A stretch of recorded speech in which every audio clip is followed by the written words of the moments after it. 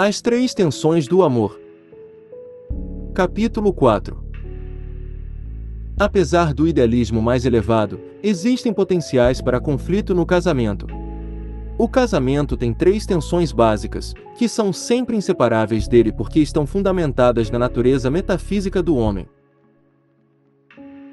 Todo amor anseia por unidade, um momento em que a separação é vencida e há uma fusão de entidades em um centro fora de ambos. A carne, embora seja um meio de unidade quando unida a uma alma, é em si um obstáculo, porque a matéria é impenetrável. Um bloco de mármore não pode ser feito um com outro bloco sem perder a identidade de ambos. Mas o espiritual é um vínculo de unidade. Duas pessoas aprendem poesia sem que uma prive a outra de seu conhecimento, a poesia torna-se assim o vínculo de sua unidade. A matéria é a base da divisão, espírito a raiz da unidade. A carne é um meio de unidade porque está ligada a uma alma em uma pessoa viva. Na medida em que o amor perde sua alma, perde sua unidade. Quando o espírito se vai, resta apenas uma mera proximidade corporal que aborrece e cansa. Essa paixão por um crescendo de intimidade até que a unidade seja alcançada não pode ser completamente satisfeita na ordem física, porque após o ato de unidade, permanece o status de duas personalidades separadas, cada uma com seu mistério individual. O paradoxo é claro, as almas dos amantes aspiram à unidade, mas só o corpo, embora seja o símbolo momentâneo dessa unidade, não a exclui. A carne é impermeável a esse tipo de unidade que só pode satisfazer o espírito. Nenhum casamento está livre dessa tensão. A tensão aumenta à medida que o corpo realiza os movimentos de amor sem a alma, e diminui à medida que a alma ama através do corpo. O maior alívio para essa tensão é a geração de filhos, pois aqui a aparente desproporção entre a paixão pela unidade e o fracasso em torná-la permanente é compensada pela criança, que se torna um novo vínculo de unidade fora do pai e da mãe. Marido e mulher nunca sentem o vazio de suas relações um com o outro quando este é preenchido com um novo corpo e uma nova alma diretamente infundida por Deus, o Criador. Deus fez o homem certo, e o homem é infeliz ao tentar derrotar as leis que fazem a sua felicidade. A razão básica pela qual as experiências eróticas fora do casamento criam tensão psicológica é porque o vazio entre o espírito e a carne é sentido mais de perto. Aqui está a chave para os diferentes estados mentais que seguem uma verdadeira união conjugal e uma excitação adúltera. A primeira é o que se chama de pagamento de um débito. Ele, não ela, reivindica o direito sobre o corpo dela, assim como ela, não ele, reivindica o direito sobre o dele, 1 Coríntios 7,14. Por ser uma combinação de justiça envolvendo uma dívida de amor, satisfaz o espírito.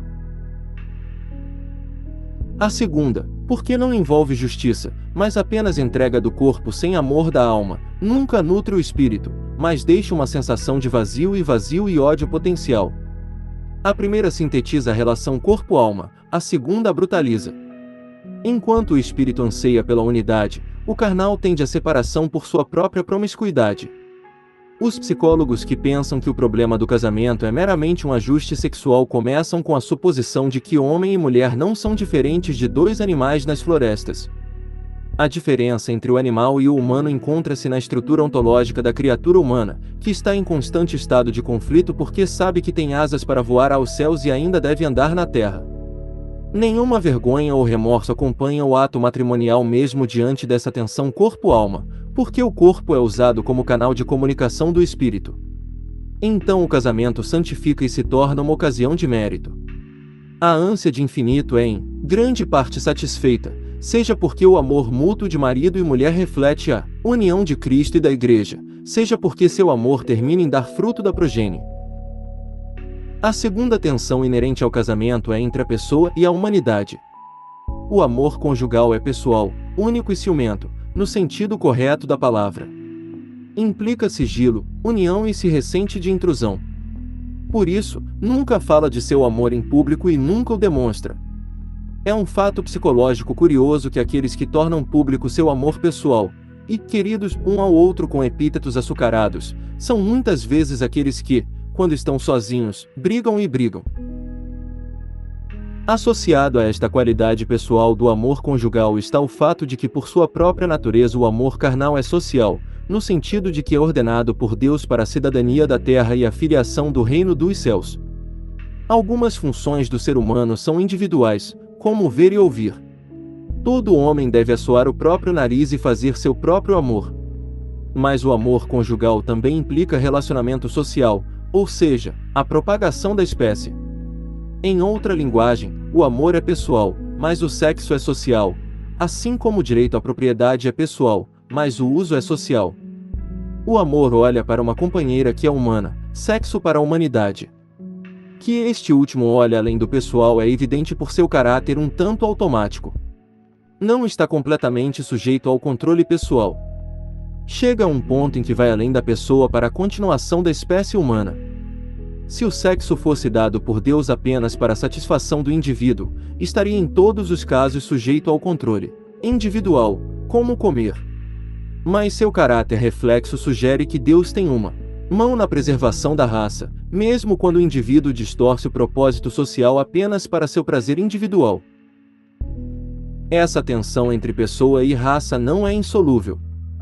Quando tanto o amor quanto o sexo têm suas saídas normais dadas por Deus, a contradição é resolvida na criança. O amor pessoal do marido pela esposa torna-se uma contribuição social na criança. Ao mesmo tempo, recupera-se o elemento pessoal em seu amor, no fato de poderem chamar a criança de sua. Meu filho ou minha filha representa o ser social de propriedade pessoal. À medida que o homem perdeu a fé em Deus, ele também perdeu a fé em sua alma, e isso aumentou a tensão. Ele não apenas chegou a um ponto em que ficou despreocupado se salvou ou não sua alma, mas até negou que tivesse uma alma para salvar. Restando apenas um corpo, ele teve que decidir qual parte do corpo seria a mais importante. Havia apenas duas funções possíveis do corpo a partir das quais uma escolha poderia ser feita: comer, que preservava a vida individual, e acasalar, que garantia a vida social. A Sagrada Escritura registra que alguns antigos fizeram de seu ventre um Deus, foi deixado para os nossos dias fazer do sexo um Deus. Assim, substituiu-se a relação corpo-alma-Deus pela tensão sexo-corpo. O sexo então se isolou da alma e de Deus e tornou-se apenas um meio para a satisfação do homem, que agora é descrito como uma bolsa fisiológica cheia de libido psicológica. Não se deve pensar que a diferença entre a visão cristã e a pagã é a diferença entre alma e corpo. A escolha nunca é entre corpo e alma, como se qualquer um pudesse ser completamente excluído. Pelo contrário, é entre dar o reinado ao corpo ou ao espírito. Ser anticorpo, ou ser contra qualquer de suas funções, é anticristão, assim como é anticristão ser anti-alma. O ritmo harmonioso de ambos é o cumprimento do decreto divino: o que Deus uniu não separe o homem. Com Deus o corpo é resgatado do isolacionismo da mera matéria, enquanto a alma se transfigura, graças às chamas da paixão, que nutrem tanto a vida própria como a vida gerada. Sem Deus e a alma, o corpo não tem garantia da continuação de seus pensamentos ou dos frutos de suas paixões. Com Deus o corpo pode ministrar tanto para a ajuda mútua de marido e mulher, para a criação de uma família, ou para o êxtase de um João da Cruz. A terceira tensão é a do finito e do infinito. Nenhum coração humano quer amor por mais 2 minutos ou mais 2 anos, mas para sempre. Não há nada tão atemporal quanto o amor. Em seus momentos românticos, ele usa a linguagem da eternidade, divindade e céu, para melhor expressar suas aspirações eternas. Mas junto com esse anseio de amor sem saciedade, de êxtase sem fim, há a percepção monótona de que não o possuímos completamente. O casamento, que começou como um baile de máscaras, no qual todos pareciam doces, justos e românticos, logo chegou à crise quando as máscaras foram removidas e se viu os personagens pelo que eles realmente eram. Como escreveu a poetisa: sim, eu te respondi ontem à noite, não eu digo a você hoje, cores vistas à luz de velas, não pareço mesmo durante o dia. Thomas More, seguindo a mesma ideia, escreveu: infelizmente. Quão leve uma causa pode se mover, dissensão entre corações que amam, corações que o mundo em vão tentou, e tristeza, mas mais intimamente ligada, que resistiu à tempestade quando as ondas eram ásperas, no entanto, em uma hora ensolarada caiu, como navios que afundaram no mar, quando o céu era tudo tranquilidade. O paradoxo do amor é que o coração humano, que deseja um amor eterno e estático, também pode chegar a um momento em que tem muito amor e não deseja mais ser amado. Francis Thompson, em um poema, conta como ele pegou uma criança para segurá-la e o segurou em seus braços, e como a criança chorou e chutou para descer. Ao refletir, ele se perguntou se não é assim que algumas almas são diante de Deus. Eles não estão prontos para serem amados por Ele. Certamente, algum momento assim ocorre na ordem humana quando há um cabo de guerra entre querer amor e não desejá-lo. O que é essa misteriosa alquimia dentro do coração humano que o faz oscilar entre o sentimento de que não é amado o suficiente e o sentimento de que é amado demais? Dividido entre anseio e saciedade, entre desejo e desgosto, entre desejo e satisfação, o coração humano se pergunta: por que eu deveria ser assim? Quando chega a saciedade, o tu desaparece, no sentido de que não é mais desejado. Quando a saudade reaparece, o tu se torna uma necessidade. Amou demais, há descontentamento; amado muito pouco, há um vazio. A resposta a esta tensão é evidente. O coração humano foi feito para o sagrado coração de amor, e só Deus pode satisfazê-lo. O coração está certo em querer o infinito. O coração está errado ao tentar fazer de seu companheiro finito o substituto do infinito. A solução da tensão está em ver que as decepções que traz são tantas lembranças de que se está em peregrinação ao amor.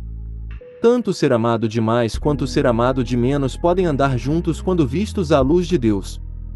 Quando o anseio por amor infinito é visto como um anseio por Deus, então a finitude do amor terreno é vista como um lembrete de que nossos corações foram feitos para Ti, ó Senhor, e eles podem ser satisfeitos somente em Ti. O puxão entre o imediato e o interior desaparece agora, pois o próprio gozo que o imediatismo da carne dá torna-se ocasião de gozo na interioridade da alma, que sabe que a está usando para os propósitos de Deus e para a salvação de ambas as almas. A síntese da vida é alcançada quando os instintos são integrados ao espírito e tornados úteis aos ideais do espírito. Não existe para o cristão no casamento escolher entre corpo e alma ou sexo e amor. Ele deve escolher os dois juntos. O casamento é uma vocação para colocar Deus em cada detalhe do amor. Desta forma, o sonho dos noivos pela felicidade eterna realmente se torna realidade, não apenas em si mesmos, mas através deles mesmos. Agora eles se amam não como sonharam, mas como Deus sonhou que o fariam. Tal reconciliação da tensão só é possível para aqueles que sabem que são precisos três para fazer amor. Só Deus pode dar o que o coração quer. No verdadeiro amor cristão, o marido e a esposa veem Deus vindo por meio de seu amor.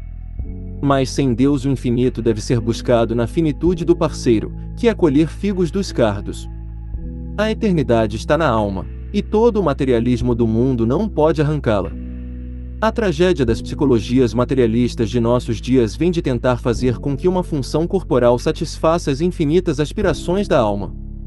É isso que cria complexos e mentes instáveis e tribunais de divórcio. É como tentar colocar todas as palavras de um livro na capa.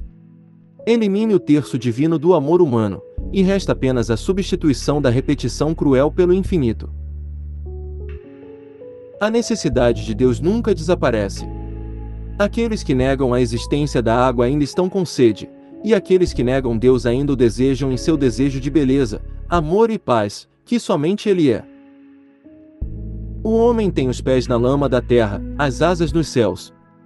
Ele tem sensações como as bestas e ideias como os anjos, sem ser nem besta pura nem espírito puro. Ele é um misterioso composto de corpo e alma, com seu corpo pertencente a uma alma, e sua alma incompleta sem o corpo. A verdadeira ordem é a sujeição do corpo à alma e toda a personalidade a Deus. Tudo é por vocês, e vocês por Cristo, e Cristo por Deus. O homem é o pontífice do universo, o construtor de pontes entre a matéria e o espírito, suspenso entre um fundamento na terra e outro no céu. Ele também é, fundamentalmente, um ser em tensão, com uma ansiedade do tipo sentida por um marinheiro a meio caminho de um ninho de corvo em um mar tempestuoso. Seu dever o chama para o ninho acima, seu caráter terrestre o faz temer cair de sua escada. Nenhuma ação do homem em todos os seus aspectos pode ser considerada completamente animal ou completamente espiritual. Embora ele possa gerar pensamentos espirituais, como fortaleza, ainda assim a matéria-prima para tal pensamento tem que vir através de seus sentidos. Comer e acasalar não implica apenas decisão por parte do espírito, mas também deleita o espírito. Dormir é um ato humano, a vontade de dormir é o ato de um ser humano. Não há um único erro da história que não seja uma perversão dessa misteriosa unidade corpo-alma. Alguns consideravam o corpo impuro, como os maniqueus, alguns consideravam a alma um parasita ou um mito, como Freud ou Nietzsche. Cada um deve decidir por si mesmo como essa atração de opostos deve ser resolvida. Há apenas duas respostas possíveis. Uma é dar primazia ao corpo, caso em que a alma sofre. A outra é dar primazia à alma, caso em que o corpo é disciplinado. A resposta cristã a esta polaridade é inequívoca. Como pode um homem ganhar o mundo inteiro à custa de perder a sua própria alma? E não há necessidade de temer aqueles que matam o corpo, mas não têm meios de matar a alma. Temei mais aquele que tem o poder de destruir o corpo e a alma no inferno. Essa tensão ontológica, inerente ao homem por sua composição de pó e alento vivo, foi acentuada na desordem pelo pecado original e é a razão básica pela qual o homem sofre tentações. Os impulsos da natureza e os impulsos do espírito estão em guerra uns com os outros. Vigiai e orai, para que não entreis em tentação. O espírito está disposto, mas a carne é fraca. A palavra tentação nunca é aplicada à disciplina corpo-alma, mas é à servidão alma-corpo. Ninguém diz, fiquei tentado a deixá-lo viver, mas alguém diz, fui tentado a matá-lo. A regência da alma é ordem, pois aqui o inferior está sujeito ao superior, como as plantas estão sujeitas aos animais e os animais ao homem. A concessão da primazia ao sensato contra o intelectual é uma descida, um afrouxamento de vínculos, uma queda. Isso não significa que a experiência sensível em si seja uma tentação, mas apenas quando é desfrutada à custa da alma. O prazer de ver o pôr do sol não é hostil ao espírito, mas a experiência sensível da embriaguez é adversa ao espírito. A razão, em primeiro lugar, transcende o corpo e inspira a alma a dar glória a Deus por sua criação. No segundo caso, o corpo é um vampiro contra o espírito e milita contra sua paz, que está condicionada à observância da ordem do cosmos, a saber, a relação corpo-alma-Deus. Por causa dessa tensão corpo-alma, ou animal-espírito, nos humanos, é possível entender o amor de duas maneiras, como primado do corpo ou primado da alma. Em primeira instância, o amor é carnal e identificado com o que o mundo moderno chama de sexo. No segundo caso, o amor é tanto espiritual quanto físico. Os grandes filósofos chamaram o primeiro de amor da concupiscência, ou primado do sensate, e o segundo de amor da benevolência, ou amor pelo outro. Os gregos também tinham suas palavras para isso. Em sua linguagem, eros é um desejo apaixonado e irresistível de possuir e desfrutar das afeições do outro. Ágape é o amor fundado na reverência pela personalidade, seu deleite é promover o bem-estar do outro, sua alegria é a contemplação e não a posse. Os dois amores são bons quando compreendidos. O mandamento divino de amar o próximo como a si mesmo implica um amor próprio legítimo. Aqui, como em outros lugares, são necessários três para fazer amor: o amor a si mesmo e o amor ao próximo. Requerem amor a Deus. A libido da psicologia moderna é eros, ou amor carnal, divorciado de ágape, ou amor pessoal, o corpo negando a alma e o ego afirmando-se contra Deus. Foi este tipo de amor que São Paulo condenou, porque a sabedoria natural é inimizade com Deus.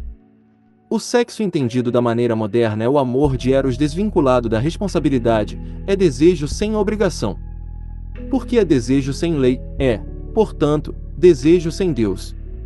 É por isso que o erotismo e o ateísmo andam sempre juntos. Assim que se condena essa limitação da palavra amor à ordem fisiológica, é imediatamente acusado pelos carnalistas de dizer que o cristão se opõe ao amor sexual. O cristão não se opõe ao amor sexual, caso contrário não haveria sacramento do matrimônio. A posição cristã pode ser assim enunciada: o amor carnal é um trampolim para o amor divino. O eros é o vestíbulo para a ágape. O amor puramente humano é o embrião do amor do divino. Podemos encontrar alguma sugestão disso em Platão, que argumenta que o amor é o primeiro passo em direção à religião. Ele retrata o amor por pessoas bonitas sendo transformado em amor por almas bonitas, então em um amor de justiça, bondade e Deus, que é a sua fonte. O amor erótico é, portanto, uma ponte que se atravessa, não um contraforte onde se senta e descansa. Não é um aeroporto, mas um avião, está sempre indo para outro lugar, para cima e para frente. Todo amor erótico pressupõe incompletude, deficiência, desejo de completude, atração de enriquecimento, pois todo amor é uma fuga para a imortalidade. Há uma sugestão de amor divino em toda forma de amor erótico, assim como o lago reflete a lua. O amor por outros corações se destina a levar ao amor do coração divino. Assim como o alimento é para o corpo, como o corpo é para a alma, como o material é para o espiritual, a carne é para o eterno. O sexo é apenas o motor da família. O cristianismo está cheio dessa transfiguração do amor carnal no divino. O Salvador não esmagou nem extinguiu as chamas eróticas que ardiam no coração de Madalena, ele os transfigurou em um novo objeto de afeto. A comenda divina dada à mulher que derramou unguento nos pés de seu Salvador lembrou-lhe que o amor que uma vez buscou seu próprio prazer pode ser transmutado em um amor que morrerá pelo amado. Por essa razão, Nosso Senhor se referiu ao seu sepultamento no exato momento do derramamento, quando os pensamentos dela estavam mais próximos da vida. Em um plano superior, encontramos que, graças à misteriosa alquimia da religião, o nobre amor que a Mãe Santíssima teve por seu próprio filho na carne se expande para um amor tão amplo que ela se torna a mãe de todos os homens. No casamento, Eros leva a ágape, pois os filhos tiram o marido e a esposa de sua reciprocidade para o amor da alteridade. Assim como o propósito do voto de castidade é o esmagamento do egoísmo da carne para um serviço maior no reino de Deus, assim, de forma diminuída, a geração de filhos amplia o campo de serviço e sacrifício amoroso para o bem da família. Num coração moral bem regulado, com o passar do tempo, o amor erótico diminui e o amor religioso aumenta. Nos casamentos que são verdadeiramente cristãos, o amor de Deus aumenta ao longo dos anos, não no sentido de que marido e mulher se amam menos, mas que amam mais a Deus.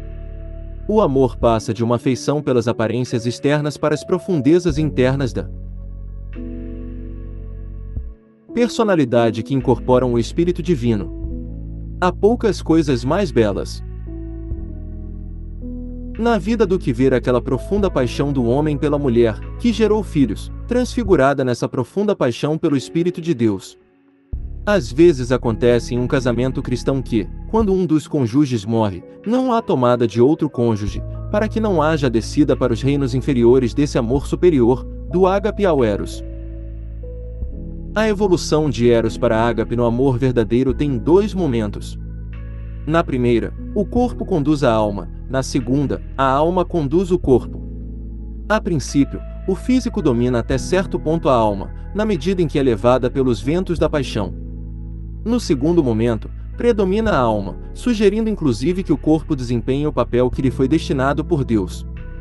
O amor agora se torna mais espiritual.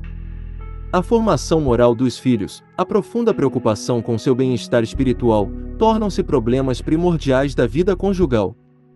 Deste interesse pelas almas e pela salvação decorrem todos os serviços físicos. Geralmente essa transformação da primazia de Eros para a primazia de ágape ocorre em sacrifício. Nenhum amor alcança um nível mais alto sem um toque da cruz. O amor que permanece no plano horizontal morre. Na vida familiar, essa transfiguração de Eros em ágape ocorre geralmente no nascimento, quando algo inferior morre e algo mais nobre nasce. No amor doméstico, o rompimento dos laços da dualidade através do nascimento de uma criança cria novas lealdades, mais devoção abnegada e psicologicamente libera marido e mulher do egoísmo.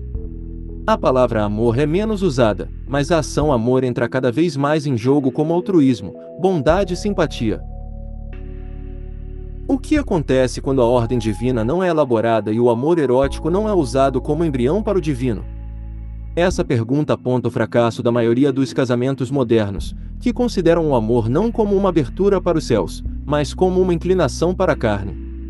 Quando os casamentos são desprovidos de religião, o que por si só pode sugerir que o amor da carne é o prefácio do amor do espírito.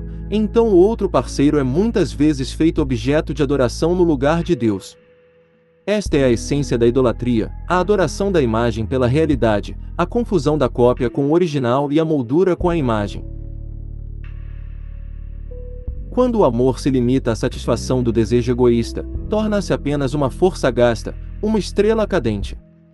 Quando deliberadamente se recusa a usar as faíscas que Deus lhe deu para acender outros fogos, quando cava poços, mas nunca escoa água, quando aprende a ler, mas nunca sabe, então o amor se volta contra si mesmo, e porque deseja apenas gozar a própria vida, termina em ódio ou matança mútua. Quando o outro parceiro se torna um ídolo e objeto de adoração porque não há Deus para adorar, o amor erótico se volta contra aqueles que o abusaram. Cada parceiro começa a sentir a contradição torturante entre o desejo infinito pelo amor divino, que ele rejeitou, e suas pobres realizações finitas e saciedades na forma humana. Ambos procuram viver um momento em que se cumpra a promessa de Satanás: sereis como deuses. Mas quando não há ágape para frear Eros, as fúrias são desencadeadas quando se descobre que o outro parceiro não é um deus, muito menos um anjo, ou mesmo um anjo caído. Porque o outro parceiro não deu tudo o que prometeu dar, mas que ele era incapaz de dar porque não era Deus, o outro se sente traído, enganado, desapontado e enganado. Nenhum ser humano é amor, mas apenas adorável. Só Deus é amor. Quando a criatura toma o lugar do Criador e é feita para representar o amor, então o amor erótico se transforma em ódio, descobre-se que o outro parceiro tem pés de barro, é mulher em vez de anjo, ou homem em vez de Apolo. Quando o êxtase não continua, a banda para de tocar e o champanhe da vida perde seu brilho, o outro parceiro é chamado de trapaceiro e ladrão e, finalmente, chamado a um tribunal de divórcio por incompatibilidade. E que fundamento poderia ser mais estúpido do que a incompatibilidade? Pois quais são as duas pessoas no mundo que são perfeitamente sempre compatíveis? A busca por um novo parceiro começa com a suposição de que algum outro ser humano pode suprir o que somente Deus pode dar. Os novos casamentos tornam-se apenas a soma de zeros. Em vez de ver que a razão básica para o fracasso do casamento foi a recusa em usar o amor conjugal como vestíbulo para o divino, os divorciados pensam que o segundo casamento pode suprir o que faltava ao primeiro. O próprio fato de um homem ou uma mulher procurar um novo parceiro é uma prova de que nunca houve amor algum, pois embora o sexo seja substituível, o amor não é. As vacas podem pastar em outras pastagens, mas não há substituição para uma pessoa. Assim que uma pessoa for equiparada a um pacote, a ser julgado apenas por seus embrulhos, não demorará muito até que o enfeite fique verde e o pacote seja descartado. Esse arranjo escraviza a mulher, porque ela é muito mais uma criatura do tempo do que o homem, e sua segurança se torna cada vez menor com o passar dos anos. Ela está sempre muito mais preocupada com sua idade do que um homem e pensa mais no casamento em termos de tempo. Um homem tem medo de morrer antes de viver, mas uma mulher tem basicamente medo de morrer antes de ter gerado a vida. Uma mulher quer a realização da vida mais do que um homem. É menos a experiência de vida que ela deseja do que o prolongamento da vida. Sempre que as leis e os costumes de um país permitem um arranjo pelo qual uma mulher pode ser descartada por ter mãos de panela, ela se torna escrava, não das panelas, mas do homem. Tão egoísta é o amor erótico alienado do amor divino que às vezes não permite que nenhuma flor cresça exceto a sua própria. Pode até se ressentir da conversão do parceiro a Deus, sob o tolo fundamento de que haverá menos amor por si mesmo se Deus for amado, ou que o amor será mais puro e menos freudiano. A oposição à religião é muitas vezes uma das consequências do amor erótico, esquecendo que o amor é ampliado pelo contato com a divindade. O resultado é que as pessoas ficam reduzidas a meros bens móveis que não existem para nenhum outro propósito além de serem possuídos. Faz pouca diferença para as almas cansadas se o que as possui é uma ideologia estrangeira, um corpo, uma utopia, uma bebida ou uma pílula. O fato é que eles estão tão desgostosos consigo mesmos e com sua vida sem objetivos que se entregam a um sistema totalitário que dispensa a responsabilidade pessoal. Erotismo e comunismo, Freud e Marx, não estão tão distantes. Se o amor permanecesse apenas na carne e fosse como uma erva daninha amarga que não deixasse florescer nenhuma flor, exceto a sua própria, o amor seria muito miserável, pois o amor seria apenas uma busca e não uma comunhão. O amor que é apenas uma busca ou uma busca é incompleto. Toda incompletude termina em frustração. A dificuldade que todos os casados devem sentir é o paradoxo do romance e do casamento, da perseguição e da captura. Cada um tem suas alegrias, mas nunca são perfeitamente combinadas aqui abaixo. O casamento termina o namoro não pressupõe casamento. A perseguição termina com a captura. Como essa contradição é enfrentada? Há apenas uma maneira que não vai cauterizar a alma, e é ver que tanto o casamento quanto o namoro estão incompletos. O namoro era realmente uma busca do infinito e uma busca de um amor sem fim, estático, eterno, enquanto o casamento era a posse de um amor finito e fragmentário, por mais felizes que fossem seus momentos. A busca era pelo jardim, acabou comendo a maçã. A busca era pela melodia, a descoberta foi apenas uma nota. Neste ponto o cristianismo sugere: não pense que a vida é uma armadilha ou uma ilusão. Seria isso apenas se não houvesse infinito para satisfazer seus anseios. Em vez disso, marido e mulher devem dizer: ambos queremos um amor que nunca morrerá e não terá momentos de ódio ou saciedade. Esse amor está além de nós dois. Vamos, portanto, usar nosso amor conjugal um pelo outro para nos levar a esse amor perfeito e bem-aventurado, que é Deus. Nesse ponto, o amor deixa de ser uma desilusão e passa a ser um sacramento, um canal material, carnal para o espiritual e o divino. Marido e mulher então veem que o amor humano é uma faísca da grande chama da eternidade, que a felicidade que vem da unidade de dois em uma só carne é um prelúdio para essa comunhão maior de dois em um só espírito. Desta forma, o casamento torna-se um diapasão para o canto dos anjos, ou um rio que corre para o mar. O casal vê então que há uma resposta para o mistério indescritível do amor, e que em algum lugar há uma reconciliação da busca e do objetivo, e que é a união final com Deus, onde a caça e a captura, o romance e a casamento, fundirem um. Pois uma vez que Deus é amor eterno sem limites, será necessária uma perseguição eterna em êxtase para sondar suas profundezas. No mesmo momento eterno, há uma receptividade sem limites e um dom sem limites. Assim Eros sobe para Ágape, e ambos avançam para aquela maior revelação já dada ao mundo: Deus é amor.